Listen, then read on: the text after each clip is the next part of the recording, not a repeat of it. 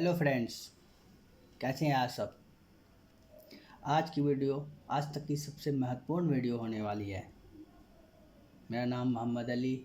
स्वागत है आपको अली एजुकेशन अड्डा 786 में।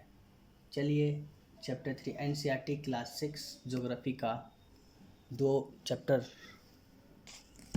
कंप्लीट हो चुका था। अब तीसरा चैप्टर है पृथ्वी की गतियाँ। ठीक है, चलिए स्टार्ट करते हैं क्लास। स्टार्ट करने से पहले एक मोटिवेशनल स्पीच है, वो देख लीजिए। लक्ष्य को पाने के लिए यदि हम तन मन और धन लगा देते हैं, लक्ष्य को पाने के लिए यदि हम तन मन और धन लगा देते हैं, सच कहता हूँ दोस्तों, कुंडली के सितारे भी आपकी जगह बदल देते हैं। क्या बात है। चलिए नेक्स्ट क्या है, अध्याय 3 पृथ्वी की गति। चलिए स्टार्ट करते हैं अपने टॉपिक की तरफ। पृथ्वी की गतियाँ। पृथ्वी की घूर्णन गति हमें क्या बोल रहा है इसमें, पृथ्वी की घूर्णन गति हमें आभास नहीं होती। जब पृथ्वी जो घूमता है, गति करता है, हमको आभास नहीं होता। सही बात है, आभास नहीं होती, क्योंकि हमारी पृथ्वी की घूर्णन की गति एवं परिक्रमण गति में नियंत्रण है। क्या है? नियंत्रण है।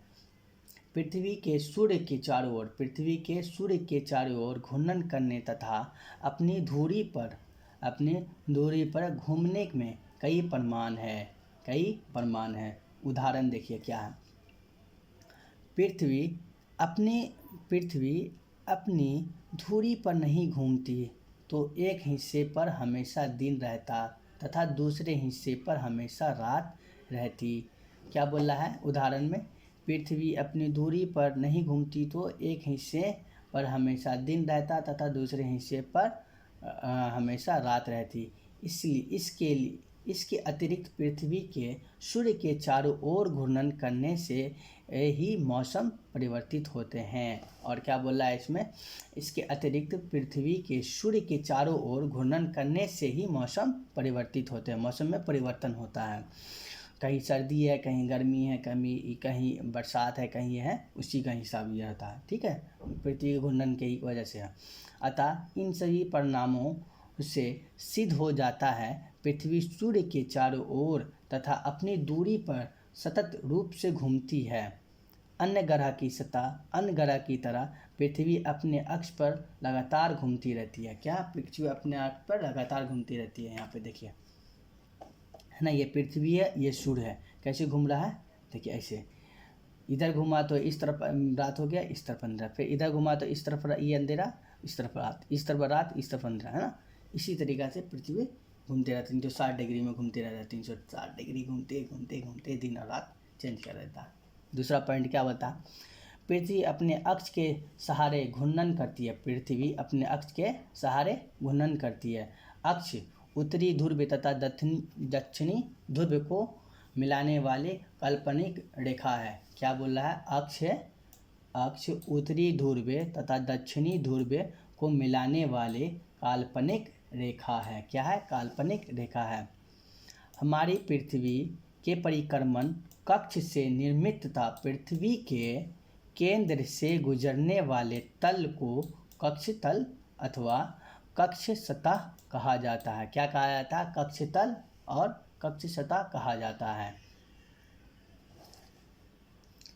पृथ्वी का आकार भूआब है। पृथ्वी का आकार क्या है? भूआब है। इस कारण इसके आधे भाग पर सूर्य का प्रकाश पड़ता है। यहाँ पर दिन रहता है, जबकि शेष आधे भाग पर उस समय रात रहती है, क्योंकि वहाँ सूर्य का प्रकाश नहीं पहुँचता है। देखिए है ना, यहाँ पे सूर्य का यहाँ पे प्रकाश पहुँच रहा है तो इस तरफ दिन है, इस तरफ रात है। जब नहीं जहाँ पहुँचता है तो इसी तरीक़ा से घूमते रहता है। और क्या बोला है? पृथ्वी का अपने अक्ष पर घूमना घूर्णन कहलाता है। सूर्य के चारों ओर एक स्थिर कक्ष में पृथ्वी की गति को परिक्रमण कहते हैं। क्या बोला है इसमें? क्या बोला इसमें, सूर्य के चारों ओर एक स्थिर कक्ष में पृथ्वी की गति को परिक्रमण कहते हैं। पृथ्वी सूर्य से प्रकाश प्राप्त करती है। पृथ्वी सूर्य से प्रकाश प्राप्त करती है। पृथ्वी का आकार गोले के समान है। पृथ्वी का आकार गोले का समान है, इसलिए एक समान में सिर्फ इसके आधे भाग पर ही रोशनी प्राप्त होती है। क्या रोशनी प्राप्त होती है? सूर्य की ओर वाले भाग में दिन होते हैं। सूर्य की ओर वाले भाग में क्या होता है? दिन होता है।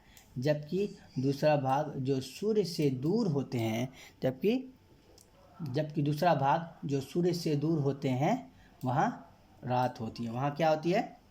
रात होती है। देखिए है ना यहाँ पे दिन और रात कैसे चेंज हो रहा है। चलिए देखिए, ग्लोब पर विस्तृत जो दिन तथा रात को विभाजित करता है उसे प्रतिदीप्त वृत्त कहते हैं। उसे क्या कहते हैं? प्रतिदीप्त वृत्त कहते हैं। ये सब पॉइंट हुआ, याद कर लीजिएगा, लिख लीजिएगा, समझे? एक जगह लिख लीजिएगा पॉइंट सबको, इसी में से एग्जाम में पूछता है। पृथ्वी अपने अक्ष पर चक्कर पूरा करने में लगभग 24 घंटे का समय लेती है। पृथ्वी अपने अक्ष पर चक्कर पूरा करने पर कितना समय लेता है? 24 घंटे का समय लेता है। घूर्णन के समय काल को पृथ्वी दिन कहा जाता है। घूर्णन के काल समय को क्या कहता है? पृथ्वी दिन कहा जाता है। यह पृथ्वी की दैनिक गति है।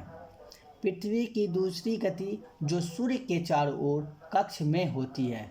क्या बोला? पृथ्वी की दूसरी गति जो सूर्य के चारों ओर कक्ष में होती है उसे क्या कहते हैं? परिक्रमण कहा जाता है। उसे क्या कहा जाता है? परिक्रमण कहा जाता है। उसे क्या कहा जाता है? परिक्रमण कहा जाता है। देखिए जैसे ये घूम रहा है ना, इसको क्या कहते हैं? परिक्रमण कहते हैं ना। पूरब से पश्चिम, पश्चिम से पूरब, पूरब से पश्चिम, पश्चिम से पूरब जो घूम रहा है ना, इसी को परिक्रमण कहते हैं। पृथ्वी एक वर्ष में 365 यानी कि 1/4 दिन में सूर्य का चक्कर लगाती है। क्या पृथ्वी एक वर्ष में 365 1/4 दिन में 1/4 दिन में सूर्य का चक्कर लगाती है। 4 वर्ष में प्रत्येक वर्ष के बचे हुए 6 घंटे मिलकर एक दिन यानी 24 घंटे के बराबर हो जाते हैं। क्या बोला? पृथ्वी एक वर्ष या 365 में 1/4 दिन में सूर्य का चक्कर लगाती है। 4 वर्षों में प्रत्येक वर्ष के बचे हुए 6 घंटे मिलाकर एक दिन यानी 24 घंटे के बराबर हो जाते हैं। इसके अतिरिक्त दिन को फरवरी के महीने में जोड़ा जाता है। क्या बोला? इसके अतिरिक्त दिन को फरवरी के महीने में जोड़ा जाता है। इस प्रकार प्रत्येक चौथे वर्ष फरवरी माह 28 के बदले 29 का दिन होता है। क्या होता है? 29 का। 28 माह के बदले 29 का दिन होता है। ऐसा वर्ष जिसमें 366 दिन होते हैं उसे लीप वर्ष कहा जाता है। उसे क्या वर्ष कहा जाता है? लीप वर्ष कहा जाता है। उसे लीप वर्ष कहा जाता है। देखिए, सामान्यतः एक वर्ष को 4 ऋतुओं में बांटा गया है। सामान्यतः एक वर्ष को 4 ऋतुओं में बांटा गया है। गर्मी, सर्दी, बसंत तथा शरद। गर्मी, सर्दी, बसंत एवं शरद। ऋतुओं में परिवर्तन न सूर्य के चारों ओर पृथ्वी की स्थिति में परिवर्तन के कारण होता है। ऋतुओं में परिवर्तन सूर्य के चारों ओर पृथ्वी के स्थिति में परिवर्तन के कारण होता है। अब देखिए, अब क्या बोल रहा है दूसरा टॉप पॉइंट। पृथ्वी की 2 प्रकार की गतियाँ। पृथ्वी की 2 प्रकार की गतियाँ। पृथ्वी की कितने प्रकार की गतियाँ? 2 प्रकार की गतियाँ हैं। घूर्णन या दैनिक गति।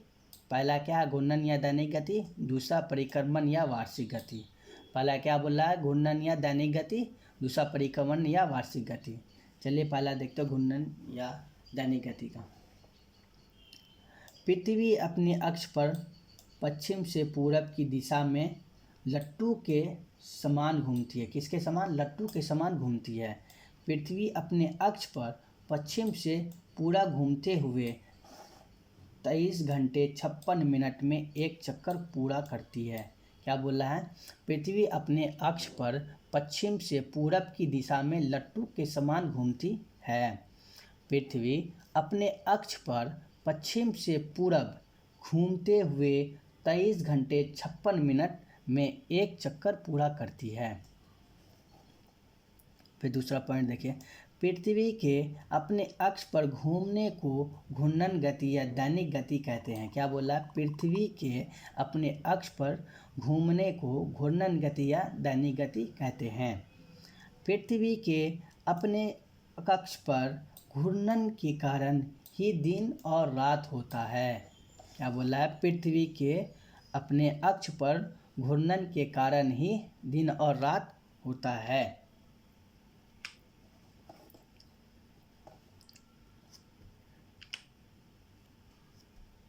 अब क्या बोला है?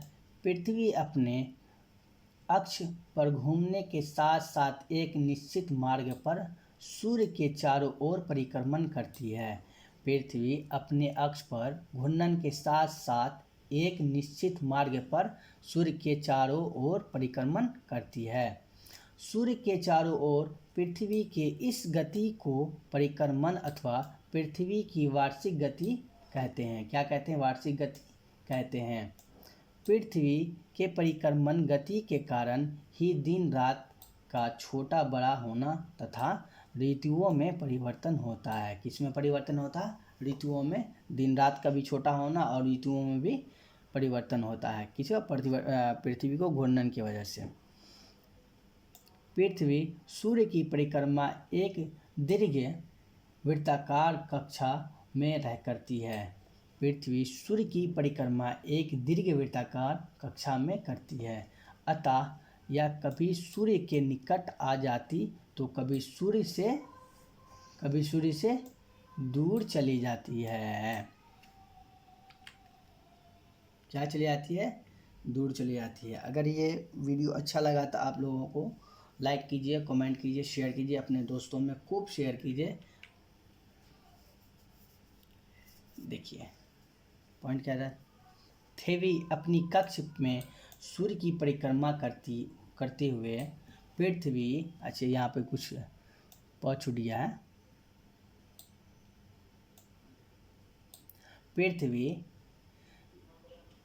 अपने कक्ष में सूर्य की परिक्रमा करते हुए 4 जुलाई को सूर्य से दूर चली जाती है। 4 जुलाई को सूर्य से दूर चली जाती है। पृथ्वी अपनी कक्षा में सूर्य की परिक्रमा करते हुए 4 जुलाई को सूर्य से दूर चली जाती है। 4 जुलाई को सूर्य से दूर चली जाती है। पृथ्वी के इस स्थिति को अपसोर कहते हैं। क्या कहते हैं? अपसोर कहते हैं। अपसोर की दिशा में पृथ्वी सूर्य से अधिकतम दूरी पर होती है। इसके विपरीत 3 जनवरी को पृथ्वी अपने कक्षा में सूर्य की परिक्रमा करते हुए सूर्य के अत्यधिक नज़दीक पहुंच जाती है। पृथ्वी के इस स्थिति को अपसोर कहते हैं। अब देखिए, अपसोर और उपसोर। अपसोर में क्या होता है? जब पृथ्वी जब दूर चले जाता है तो क्या होता है? अपसोर होता है। और कहते पृथ्वी जब सूर्य से एकदम अत्यधिक नज़दीक हो जाता है क्या होता है? उपसोर होता है। क्या होता है? उपसोर होता है। ये याद रखिए। कब 4 जुलाई को अपसोर होता है और 3 जनवरी को उपसोर होता है। समझे? ये चीज़ याद रखिएगा। अब क्या बोला है इसमें? देखिए, पृथ्वी सूर्य के चारों तरफ दीर्घ वृत्ताकार कक्षा में 365 दिन और 6 घंटे में सूर्य की एक परिक्रमा पूरी करती है। क्या करती है? देखिए, पृथ्वी सूर्य के चारों तरफ दीर्घ वृत्ताकार कक्षा में 365 दिन और 6 घंटे में सूर्य की एक परिक्रमा पूरी करती है। कितना दिन में? 6 घंटे में। 365 दिन और 6 घंटे में सूर्य की परिक्रमा करती है। साधारणतः एक वर्ष में 365 दिन होते हैं। साधारणतः एक वर्ष में 365 दिन होते हैं। अतः चौथा वर्ष में एक पूरा दिन जोड़कर 365 दिनों का वर्ष माना जाता है। 366 दिनों का वर्ष माना जाता है। इससे लीप वर्ष कहा जाता है। इसे क्या कहा जाता है? लीप वर्ष कहा जाता है। इसे क्या कहा जाता है? लीप वर्ष कहा जाता है।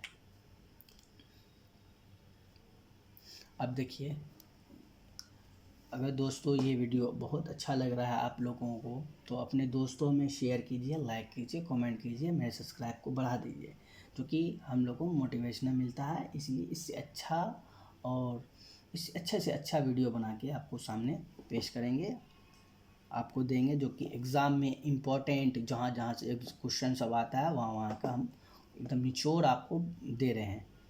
ये कॉपी में नोट डाउन कर लीजिएगा। आप क्या बोला इसमें?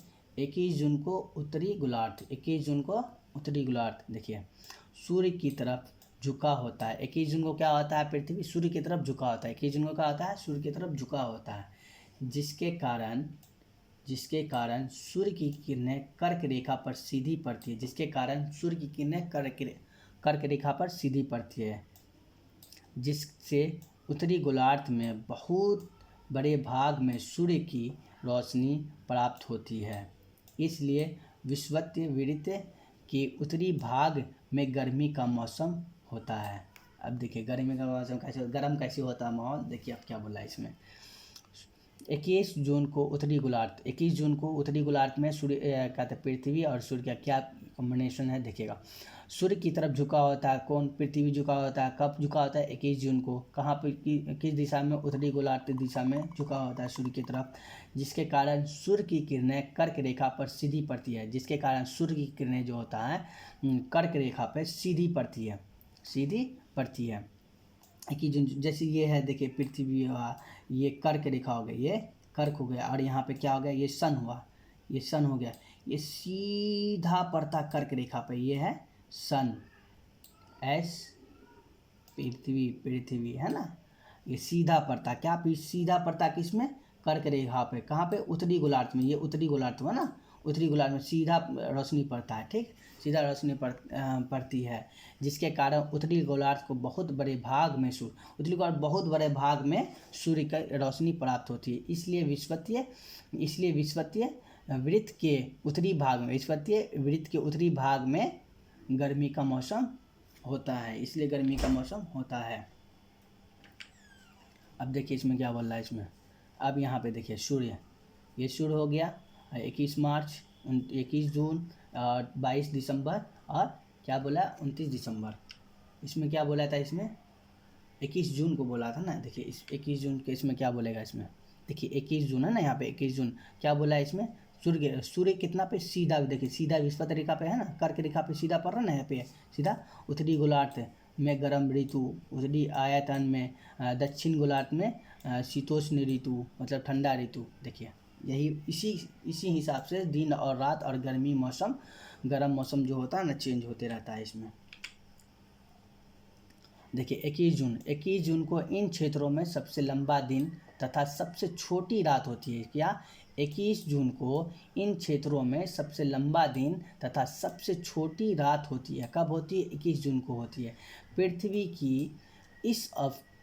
की इस अवस्था को उत्तर आयनत कहते हैं। उत्तर आयनात कहते हैं। अब देखिए इसमें देखें ना 21 जून को ये सब पूरा बता दिए हैं आपको। पिक्चर देख के आप समझ जाएगा। अब 22 दिसंबर, अब क्या है? 22 दिसंबर दक्षिणी ध्रुव। 22 दिसंबर दक्षिणी ध्रुव में क्या होता है? देखिए सूर्य की ओर झुके होने के कारण मकर रेखा पर सूर्य की किरणें सीधी पड़ती है। चूँकि सूर्य की किरणें मकर पर लंबवत पड़ती है। क्या? लंबवत खड़ा पड़ती है। क्या? लंबवत पड़ती है यानी कि खड़ा पड़ती है। इसलिए दक्षिणी गोलार्ध में के बहुत बड़े भाग में प्रकाश प्राप्त होता है। क्या? इसलिए दक्षिणी गोलार्ध में बहुत बड़े भाग में प्रकाश प्राप्त होता है। इसलिए दक्षिणी गोलार्ध में लंबे दिन तथा छोटे रातों वाली ग्रीष्म ऋतु होती है। इसमें क्या बोला है इसमें? देखिए इसमें क्या बोला है? 22 दिसंबर को क्या बोला? दक्षिणी ध्रुव में सूर्य की ओर झुके होने के कारण मकर रेखा पर सूर्य की किरणें सीधी पड़ती है। क्या? कब पड़ती है? 22 दिसंबर को। कहाँ पे सीधी पड़ती है? मकर रेखा पर सीधी पड़ती है। चूँकि सूर्य की किरणें मकर पर लंबवत पड़ती है, इसलिए दक्षिणी गोलार्ध में के बहुत बड़े भाग में प्रकाश प्राप्त होता है। क्या? बहुत बड़े भाग में प्रकाश प्राप्त होता है। इसलिए दक्षिणी गोलार्ध में लंबे दिन तथा छोटी रातों वाली ग्रीष्म ऋतु होती है। क्या होती है? ग्रीष्म ऋतु होती है। देखिए 22 दिसंबर ना, 22 दिसंबर कहाँ गया? 22 दिसंबर में क्या दक्षिणी ध्रुव में है ना, यहाँ पे सूर्य के ना मकर रेखा पे लंबवत पड़ती है ना, लंबवत पड़ रहा है ना भैया। यहाँ फिगर देख के आप समझ जाइएगा, इसीलिए हम फिगर डाल दिए आपको। फिगर देख लीजिएगा, समझ में आ जाएगा आप लोग को। अब क्या 21 मार्च एवं 23 दिसंबर, 21 मार्च एवं 23 दिसंबर दोनों को ये कर रहा है। क्या? 21 मार्च एवं 23 दिसंबर को भी दोनों एक साथ ले रहा है ना। अब देखिए सूर्य की किरणें विषुवतीय वृत्त पर सीधी पड़ती है। सूर्य की किरणें विषुवत वृत्त पर सीधी पड़ती है। इस अवस्था में कोई भी ध्रुव सूर्य की ओर नहीं झुका होता। अब है ना, कोई भी ध्रुव सूर्य की ओर झुके नहीं होता, मतलब एकदम सीधा रहता है, वो एकदम सीधा। इसलिए पूरी पृथ्वी पर रात एवं दिन बराबर होता है। इसलिए पृथ्वी पर दिन और रात बराबर होता है। इसे विश्व कहा जाता है। विश्व कहा जाता है। 21 मार्च को स्थिति इसके विपरीत होती है। 21 मार्च को स्थिति इससे विपरीत होती है। अब उत्तरी गोलार्ध में बसंत ऋतु तथा दक्षिणी गोलार्ध में शरद ऋतु होती है। इस प्रकार स्पष्ट है कि पृथ्वी की घूर्णन एवं परिक्रमण के कारण दिन एवं रात तथा ऋतुओं में परिवर्तन होती है। इसी के कारण, पृथ्वी घूरने के कारण ही दिन रात और ऋतु परिवर्तन होता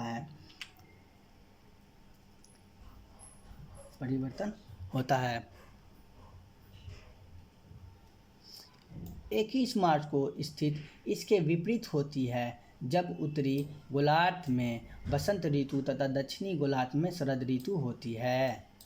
इस प्रकार स्पष्ट है कि पृथ्वी की घूर्णन एवं परिक्रमण के कारण दिन एवं रात ऋतुओं में परिवर्तन होती है। दिन एवं रात ऋतुओं में परिवर्तन होती है। अब 23 दिसंबर को देख लीजिए। 23 दिसंबर में क्या बोला है? उत्तरी गोलार्ध में शरद ऋतु होती है, जबकि दक्षिणी गोलार्ध में बसंत ऋतु होती है। 23 दिसंबर को क्या होता है? उत्तरी गोलार्ध में शरद ऋतु होती है, दक्षिणी गोलार्ध में बसंत ऋतु होती है।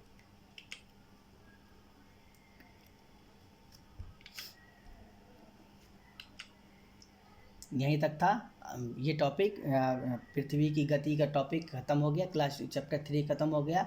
अब नेक्स्ट चैप्टर 4 नेक्स्ट डे बताएंगे, पढ़ाएंगे, समझाएंगे। ये आपको वीडियो अच्छा लगा तो लाइक कीजिए, शेयर कीजिए, अपने दोस्तों में दबा के शेयर कर दिए, जो कि मेरा वीडियो हर बच्चों के पास चले जाए, जो कि स्कूल लेवल पे है तो उसमें भी चले, वो स्कूल लेवल वाले बच्चे सब भी चले जाए, जो 6 क्लास में है, जो उसको पढ़ने में आसान होगा, उसको हर एक चीज़ करने में आसान होगा। और कंपटीशन लेवल पर तो है ही है। आप खूब दबा के कुछ ये कीजिए। ये वीडियो अच्छा लगा तो लाइक कीजिए, शेयर कीजिए।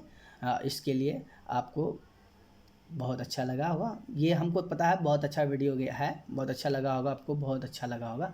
इसके लिए धन्यवाद। Thank you.